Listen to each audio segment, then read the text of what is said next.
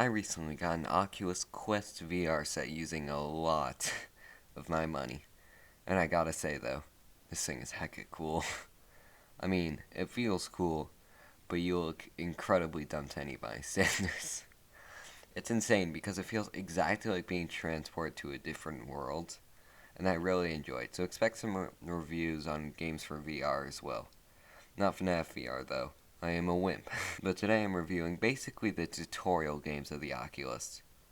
Job Simulator. Job Simulator is basically the pinnacle of where you should start, along with Beat Saber. And it's a really good tutorial game. Like, seriously fun.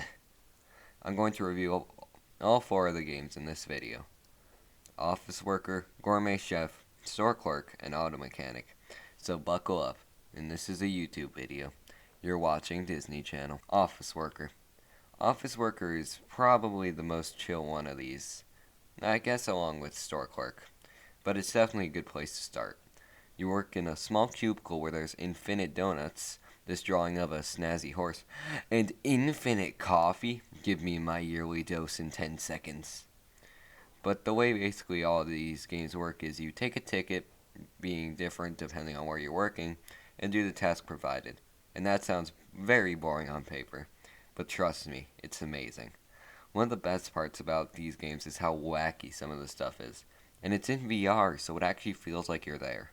I'm not going to say every task, though, just an overview of each game. But an office worker, office-related tasks, surprisingly enough. Such as make a beautiful PowerPoint, write a haiku, and definitely not abuse your coworkers, which I definitely don't do on a daily basis. But if you have enough room, you can beat JobBot to death with a stapler. That's another great thing about these games, is the freedom and attention to detail. You want to copy a mug? You can copy a mug. You want to play video games? You can play video games in a video game. You want to copy some money and have an eternal get-rich-quick scheme? You can. Actually, oh wait, dang it. And another thing with the freedom is, you don't have to take the ticket right away. You can just screw around in your office. The same goes with every other game. But yeah, after you do around 17 to 20 big tasks, the game says congrats, and now you can just relax and just kidding, infinite overtime. Infinite overtime is basically everything needed in this game. For all these except Gourmet Chef, once you finish, it's incredibly boring without any customers or tasks. You just kinda sit there. But with infinite overtime, you can do as much work as you please. It also definitely makes these games a lot more worth it, because without it, the only good one would be Chef after you finish. And there's also just free play, which is what you'd expect. Free play. Also, if you beat all of them, you unlock modifiers, being Bounty, Dollhouse, and Zero Gravity. Bounty just makes everything a literal bouncy ball. Dollhouse just makes everything super tiny. And Zero Gravity obviously makes everything very heavy. No, it makes everything zero gravity. The names kind of give it away. While these are fun and chaotic, I don't find myself using them much except for short periods of time. But Office Worker ends off with a small sayonara with you getting a promotion and sending everyone home for a day. And you eat a burrito that makes you question your life choices while you teleport back. I'm sorry if this one was kind of all over the place. I just wanted to add everything without making the intro excessively long. The other ones won't jump around as much. And time for one that I'm an expert at. Definitely. Gourmet Chef. This is the work of an expert, isn't it? I think literally everyone, except probably a lot of people when they first saw a kitchen was like, I want to screw around and throw stuff against the wall in there. Okay, maybe that wasn't the best introduction. But this is a lot of fun. There's a ton of food you can cook, ranging from cherries, a literal hot pocket, and vintage grape juice. And it's like, honestly, you want some crumpets with tea? But that just makes it so much better. The fact that you can just make whatever you want. And this definitely still has the levels, though, and they're all still great. Besides this kid that thinks applesauce belongs on a pizza and wants it served raw. I'm kind of worried about him. But how do you make this pizza, you might be wondering? Well, isn't it obvious? You blend up an apple, put it on a piece of bread, and slam a literal block of cheese on it. This game's craziness at parts is just great. You can make a soup out of literal glass shards from the grape juice that if you move the slightest bit wrong, the bottle will spontaneously combust. It's probably still healthy.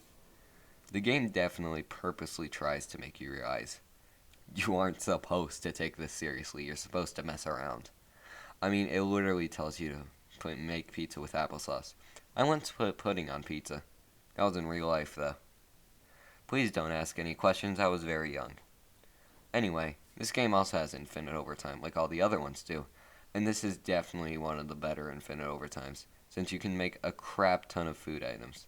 Some being crazy, some being a little less. It's great the amount of infinite mini tasks. But Gourmet Chef ends off with Gourmet Ramsay screeching about you about how my meatballs are worse than his kids' meatballs, and theirs is 100 times better, aka the last level destroys your self-esteem. But that's all for this one. Time to eat the questioning existence burrito and head out. The next one is Quark and Slushy. I can make this slushy jumbo-sized. This one is the best, no question. But I gotta say, I've said it so many times, these are all really great games. Quark is basically just some customers. Some normal, some definitely not, and some definitely adults. Don't question it. You could do things such as make hot dogs, pour slushies, open a safe to see, as the game calls it, that cheddar, and even get rid of your worries by eating a nice pop of your employer. I'm gonna get my revenge for not being paid for this. You'll see.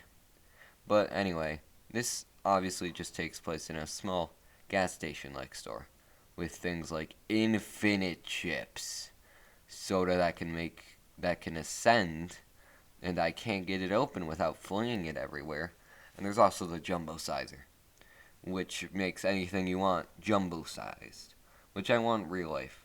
Come on, I really like McDonald's fries, and jumbo size would be amazing. This game is a lot more straightforward than the other ones with less to talk about, but that does not mean it's not fun. The customers most definitely make up for it. And honestly, this one has a lot more soothing of experience, which makes it really good to play at almost any time. And it still has the charm the other two has had so far with their wackiness.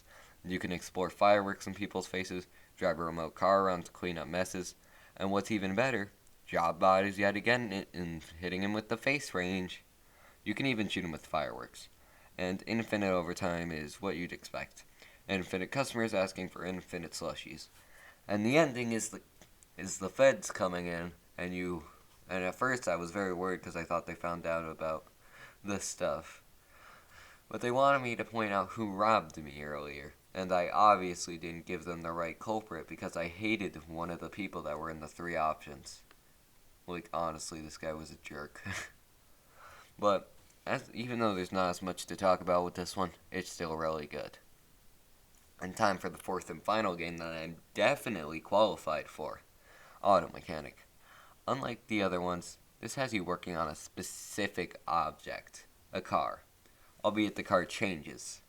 And also, unlike the others, your main mentor is not JobBot. It's basically the opposite of JobBot. He likes to sabotage people's cars to make sure they come back, and so he gets more money. More cheddar. He'll tell you to put a banana in the tailpipe. That doesn't seem like a safety hazard. Or just dead up steal the wheels, which they somehow don't notice. I don't own a car, but I think that's probably second on the top priority list of cars besides making sure your car exists. So you basically replace batteries in cars filled up with gas and not antifreeze. Why would you do that? You could also just decide to give their car a different color without their consent. There's a hood ornament maker that I definitely didn't make a ton of mini statues of random crap. The fact that they made one of these for almost every object is insane. Also, guess what makes its grand return? Wine, vintage grape juice, which you slam on a car. Makes sense. But this game is a lot like the other ones in the fact that it's extremely wacky. And the infinite overtime is still amazing. Since you can definitely not sabotage as many cars as your heart desires. And free play mode has a purpose for once. They give you a car that you just do whatever with. Personalize it, make it literal garbage, fill it with donuts, and give it the donut tires. This sky's the limit. And this game doesn't have too big of an ending, it just kind of abruptly stops.